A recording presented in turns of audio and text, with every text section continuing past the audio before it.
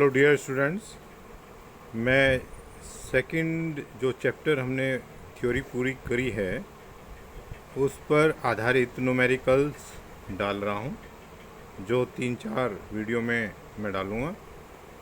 तो शुरू करते हैं। गोलीय चालक पर आधारित प्रश्न।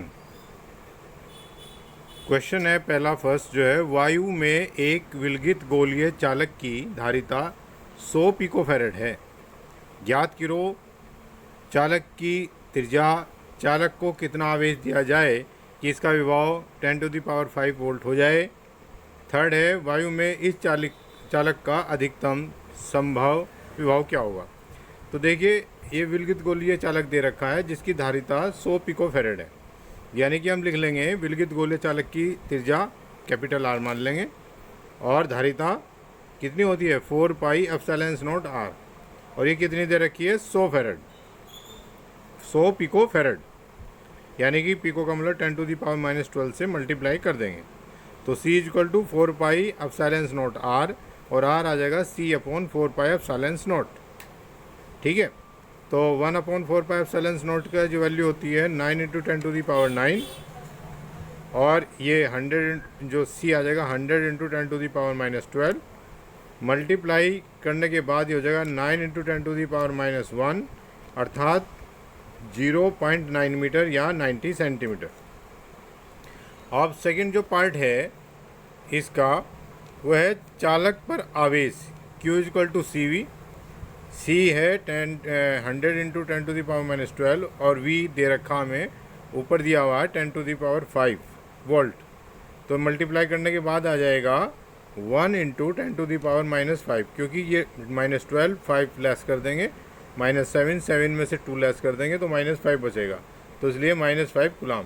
अगर इसको हम 10 से गुना भाग कर दें तो यहाँ 10 की घात -6 हो जाएगा और यहाँ 10, तो 10 माइक्रो कूलाम भी लिख सकते हैं इसको। और वायु में जो वैद्युत क्षेत्र मैक्सिमम होता है वो 3 × 10⁶ वोल्ट पर मीटर होता है। ये हमें पढ़ा है जब हमने वनडे जनरेटर जो वो पढ़ा था जनरेटर, उसमें, ठीक है ना, तो उसमें ई मैक्सिमम लिखवाया था हमने, इतना होता है। तो V = हो जाता है ER, E की R से मल्टीप्लाई कर देंगे, अर्थात विद्युत क्षेत्र की त्रिज्या से, और V मैक्सिमम हो जाएगा E मैक्सिमम × R। तो ये 3 × 10⁶, और जो हमारे पास R आया था वो 0.9 मीटर आया था, तो ये हो जाएगा 2.7 × 10⁶ वोल्ट। अब दूसरा न्यूमेरिकल, ये आपके करने के लिए है, बिल्कुल जैसे ऊपर है उसी पर आधारित। एक विलगित गोलीय चालक की त्रिज्या 3 सेंटीमीटर है, इसमें R दे रखी है 3 सेंटीमीटर। यदि गोले पर 10⁻⁻9 कूलाम आवेश हो, Q दे दिया, यानी कि इसमें त्रिज्या दे रखी है और आवेश दे रखा है, तो इसके पृष्ठ पर ऊर्जा घनत्व ज्ञात करो। इसमें मैं हिंट लिख रहा हूँ क्योंकि ऊर्जा जो घनत्व होता है पृष्ठ ऊर्जा घनत्व, पृष्ठ पर ऊर्जा घनत्व, पृष्ठ ऊर्जा घनत्व कहते हैं, जैसे U = ½ ε0 E² होता है, यानी कि हमें ε0 की वैल्यू दी होगी और E की वैल्यू हमें फाइंड आउट करनी है ऊपर से, और E बराबर होता है 1/4πε0 Q/R²। आपके पास Q भी है, R भी है ना, तो यहाँ से E निकाल कर इसमें रख देंगे और आंसर आ जाएगा 4.43 × 10⁻⁴ जूल प्रति मीटर क्यूब। एक और क्वेश्चन दिया है, क्वेश्चन नंबर 3, कि एक समान रूप से आवेशित तथा समान त्रिज्या वाली जल की 64 बूंदें मिलकर एक बड़ी बूंद बनाती हैं। कितना समान रूप से आवेशित, यानी कि सब पर आवेश क्या है, समान है, और त्रिज्या कैसी है, समान है, और कितनी बूंदें, 64 छोटी बूंदें, 64 मिलकर बना दी है एक बड़ी बूंद।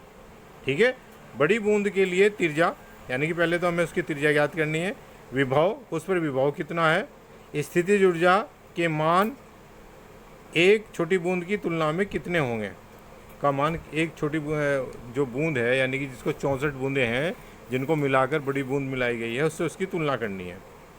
तो इसका हम सोल्यूशन करते हैं। तो देखिए, एक बात देखिए कि जो बड़ी बूंद बनी है कितनी बूंदों से मिलकर बनी है, 64 बूंदों से, यानी कि बड़ी बूंद का आयतन जो है वो 64 बूंदों के आयतन के इक्वल होगा। ठीक है ना, तो हम क्या लिखेंगे, पहले तो बड़ी छोटी बूंद की त्रिज्या मान लेंगे, माना प्रत्येक छोटी बूंद की त्रिज्या स्मॉल आर, बड़ी बूंद की त्रिज्या कैपिटल आर। तो बूंदें कैसी होती हैं, गोलाकार होती हैं, ठीक है ना। तो चूंकि एक बड़ी बूंद जो है 64 छोटी बूंदों के बराबर है, इसलिए बड़ी बूंद का आयतन बराबर 64 छोटी बूंदों का आयतन। अब देखिए बड़ी बूंद का आयतन हो जाता है, गोले का आयतन जो होता है 4/3 पाई आर क्यूब, ठीक है ना। ये तो बड़ी बूंद का आयतन हो गया। और यहाँ पे 64 इंटू 4/3 पाई आर क्यूब हो जाएगा 64 छोटी बूंदों का आयतन। तो देखिए 4/3 से 4/3 कट, और आर क्यूब आ जाएगा 64 आर क्यूब स्मॉल। तो जब हम इसका क्यूब रूट करेंगे तो आर इक्वल टू आ जाएगा 64 का क्यूब रूट हो 4 और आर का आर हो गया, यानी कि कैपिटल आर जो है वो जो छोटी बूंद की त्रिज्या है उसका 4 गुना होगा, ठीक है। अब देखिए आवेश काउंट करते हैं, ठीक है ना। छोटी बूंद पर हमें क्या दिया हुआ है, आवेश इक्वल दे रखा है, ये लिख रखा है ना, इक्वल त्रिज्या इक्वल आवेश वाली बूंदें। तो प्रत्येक बूंद पर छोटी पर आवेश मान लेंगे हम क्यू, क्योंकि बड़ी बूंद छोटी 64 बूंदों से मिलकर बनी है। इस प्रकार सारा आवेश जुड़कर हो जाएगा 64 क्यू, यानी कि कैपिटल क्यू बराबर 64 क्यू। अच्छा, छोटी बूंद पर विभव V इक्वल टू हो जाएगा 1/4πε0 Q अपॉन R, ये फॉर्मूला होता है उसके आधार पर। बड़ी में हो जाएगा V dash is equal to 1/4πε0 Q upon R, यानी कि capital Q upon capital R। Value रख देंगे कैपिटल Q की 64 Q और स्मॉल इसकी कैपिटल R की अपॉन 4R। तो कितना आ जाएगा ये 1/4πε0 16 Q अपॉन R। 16 को अगर हम बाहर रखें तो 1/4πε0 Q अपॉन R, जो छोटी बूंद के विभव का 16 गुना हो गया, यानी कि छोटी बूंद का विभव V है और 16 बाहर है तो 16 V हो गए, यानी कि जो बड़ी बूंद पर विभव आया है वो छोटी बूंद का 16 गुना आ गया, ठीक है ना। जब भी हम कभी इस प्रकार का प्रॉब्लम आए तो उसमें हमें क्या करना है, आवेश को जोड़ना है सब बूंदों के, है ना। विभव ये नहीं कि विभव जोड़कर 64 V बना देंगे ना, विभव चेंज हो जाएगा लेकिन आवेश जुड़ जाएगा, ठीक है। अब इसमें आता है थर्ड पार्ट, इसमें छोटी बूंद की जो ऊर्जा होगी स्थितिज ऊर्जा वो U is equal to 1/2 QV हो जाएगी, ठीक है ना। फार्मूला होता है QV, ठीक है ना। तो बड़ी बूंद की हो जाएगी U dash is equal to 1/2 QV dash, ठीक है ना। Q की वैल्यू रख देंगे 64 Q, V डैश की वैल्यू रख देंगे 16V, ठीक है ना। तो मल्टीप्लाई करने के बाद आ जाएगा ये 1024 इंटू Q अपॉन V/2, यानी कि जो छोटी बूंद की ऊर्जा है उसका 1024 गुना बड़ी बूंद की ऊर्जा हो जाएगी। अब ये नेक्स्ट न्यूमेरिकल 4 है, इसके दो पार्ट हैं A और B। पहला पार्ट में है दो विद्युत रोधी धातु के गोलों की धारिताएं क्रमशः 3 माइक्रोफैरड और 5 माइक्रोफैरड, माइक्रो का मतलब 10⁻⁻6 धातु के गोले हैं। एक की जो विद्युत रोधी धातु के गोलों की धारिताएं, एक की 3 माइक्रोफैरड है, दूसरे की 5 माइक्रोफैरड। इन्हें क्रम से 300 वोल्ट तथा 500 वोल्ट के विभव तक आवेशित किया गया। प्रत्येक गोले पर आवेश का मान क्या होगा, तो हमें प्रत्येक गोले पर आवेश का मान ज्ञात करना है। तो इसमें हम क्या करेंगे, पहले तो लिख लेंगे भाई C1 कितनी है 3 माइक्रोफैरड, 3 × 10⁻⁻6 फैरड, और C2 क्या लिख लेंगे 5 × 10⁻6 फैरड, दोनों की होगी। V1 दे रखा 300 और V2 दे रखा 500, ठीक है ना जी। तो प्रत्येक गोले पर आवेश ज्ञात करना है। तो देखिए पहले पर आवेश कितना हो जाएगा, Q1 is equal to C1V1 और Q2 is equal to C2V2, आसान, ठीक है। देखिए ये मैंने लिख भी रखा है, C1 is equal to 3 microcoulomb farad और V1 is equal to 300 volt, C2 is equal to 5 microfarad और V2 is equal to 500 volt.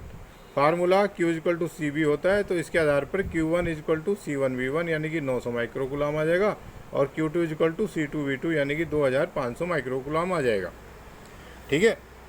तो अब ये पर मान क्या होगा, ठीक है। ये हमारी दोनों बातें निकल गई। अब हमें लेना है सेकंड पार्ट। यदि गोलों को पतले तार के द्वारा जोड़ दिया जाए तो नंबर 1 उभयनिष्ठ विभव, प्रत्येक गोले पर आवेश व ऊर्जा का ह्रास ज्ञात कीजिए। तो जैसे हमने अभी यानी कि पीछे आर्टिकल पढ़ा था एक, जब दो चालकों को एक चालक तार से जोड़ दिया गया तो उसके बाद उन पर जो आवेशों का पुनर्वितरण है वो क्या होगा और कितना आवेश एक गोले से दूसरे पर ट्रांसफ़र होगा और उभयनिष्ठ विभव क्या होगा। तो हमने उसमें उभयनिष्ठ विभव का फार्मूला लिखा था, V is equal to total आवेश यानी Q1 upon Q2 upon C1 plus C2 upon कुल धारिता। तो इसमें हम क्या करेंगे, हमारे पास जो विभव हैं 300 वोल्ट हैं और 500 वोल्ट हैं, दोनों को जोड़कर नहीं, जो हमारे पास Q1 Q2 आए हैं वो आए हैं 900 माइक्रोकुलाम ऊपर और 2500 माइक्रोकुलाम, उनको जोड़कर इनकी धारिताओं से डिवाइड कर देंगे। 3 और 5 8 गुना 10 की घात -6 से, ठीक है ना। जो भी आएगा हमारे पास वो उभयनिष्ठ विभव आ जाएगा, उसको मैंने इसमें लिख भी दिया है। उभयनिष्ठ विभव is equal to V is equal to Q1 plus Q2 upon C1 plus C2। तो जो ये रखने के बाद आएगा 425 जो V है वोल्ट वो आ जाएगा, ठीक है ना। कितना आ जाएगा, 425 वोल्ट प्रत्येक पर उभयनिष्ठ। उभयनिष्ठ का मतलब कॉमन विभव, दोनों को जोड़ने पर विभव जब आवेश जब तक प्रभावित होता है, ठीक है ना, जब तक कि विभव समान ना हो जाए, इसलिए दोनों को जोड़ने पर विभव समान हो जाएंगे, यानी कि प्रत्येक में विभव हो जाएगा 425 वोल्ट, ठीक है। अब ये कह रहा है भाई आवेश कितना हो जाएगा।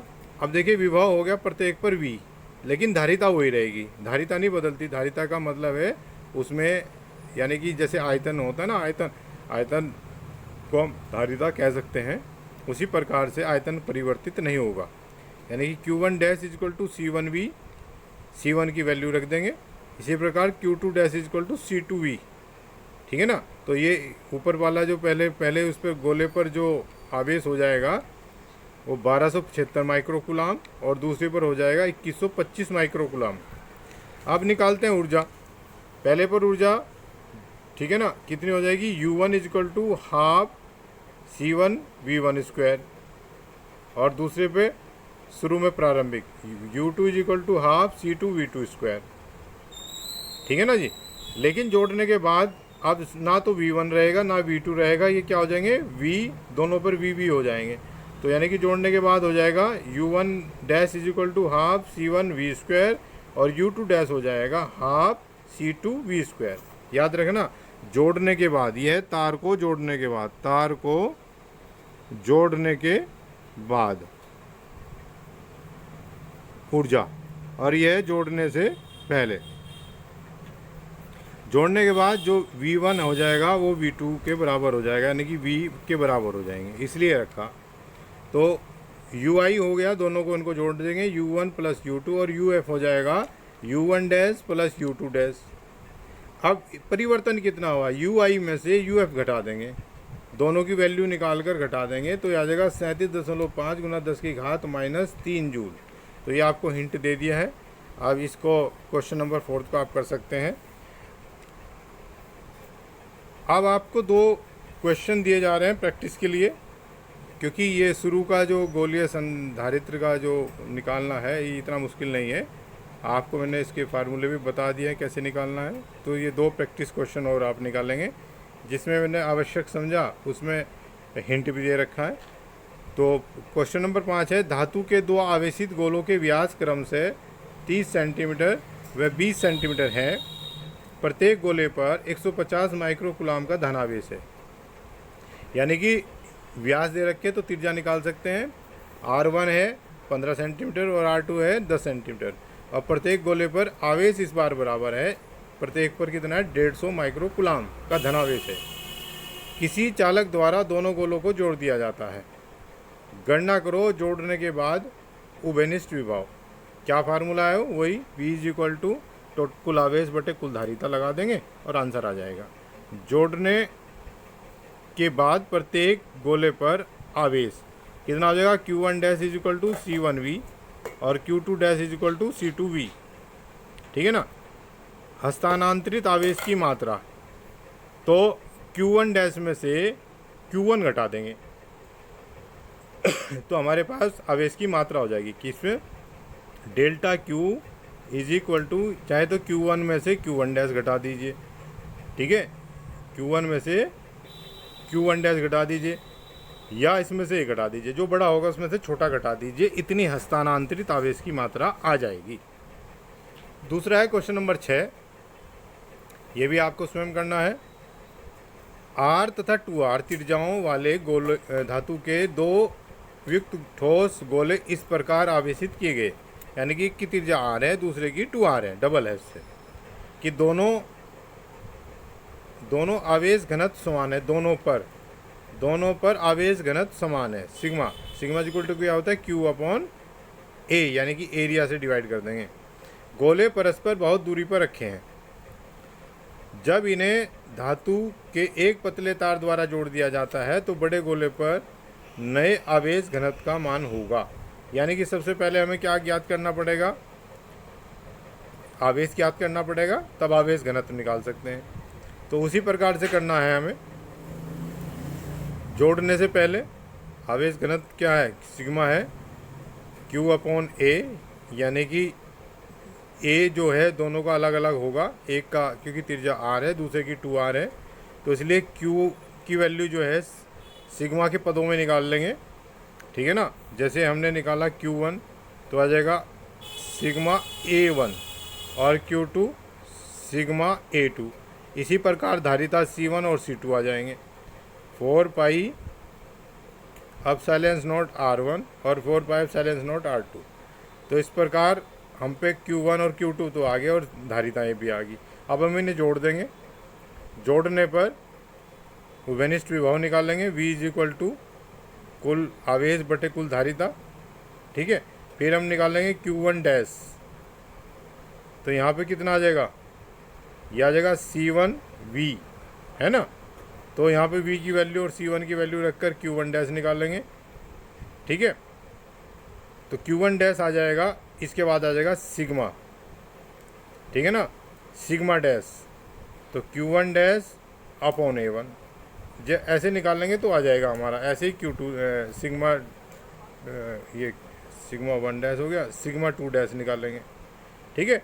फिर ये हमारे पास रिलेशन आ जाएगा, बड़े पर जो सिग्मा 2 होगा छोटे का, यानी कि जो पहला प्रारंभिक दे रखा था उसका 5/6 हो जाएगा। इसी प्रकार हम दूसरे पे निकाल देंगे। तो डियर स्टूडेंट, ये हमारा गोलीय चालक की धारिता पर आधारित न्यूमेरिकल थे। अब इससे अगला जो हम लेंगे वो लेंगे समांतर प्लेट संधारित्र पर आधारित प्रश्न नेक्स्ट वीडियो में। Thank you.